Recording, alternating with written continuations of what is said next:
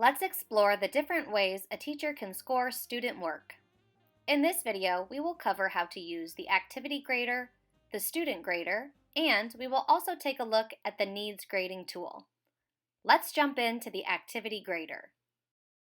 To locate the activity grader, first you would enter any course through the gradebook tool. Next up, the Activities tab. Select an activity that needs to be graded. Now you are in the activity grader.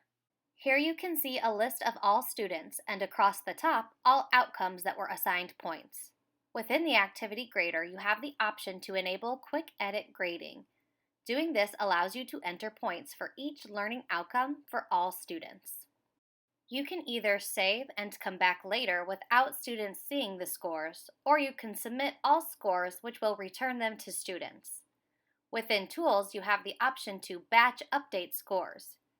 Using the batch update, you can apply the same score to any unscored work, unsubmitted work, submitted work, and unscored work, or to all students.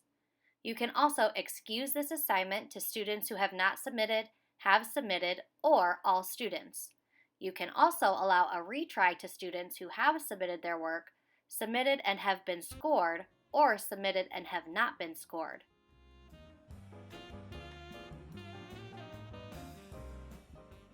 If you are using a master and derivative set, you can easily switch from one derivative to the next to grade the same activity. Now let's take a look at the student grader. Enter any course through the gradebook. Navigate to the Activities tab, and then select the activity you'd like to grade.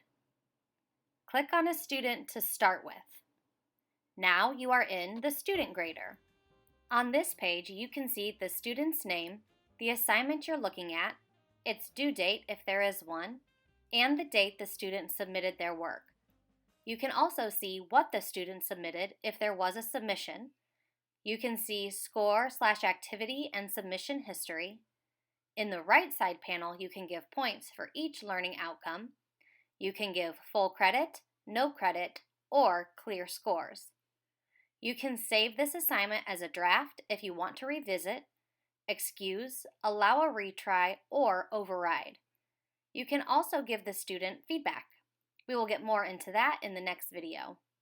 When you are finished grading, you can hit Submit Score to return the grade to this student. The next student will automatically pop up. If you'd like to navigate to the next student or the previous student, you can use the arrows at the top. Now that we have looked at the activity grader and the student grader, let's take a look at our needs grading. Back on the teacher homepage, we have a needs grading tool. Clicking here will take you to a list of all assignments that need grading for any course you teach. At the top, you can filter by course or refresh the list.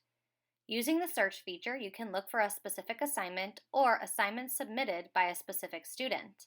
You can grade assignments here as well. What you see here is the same as within the student grader.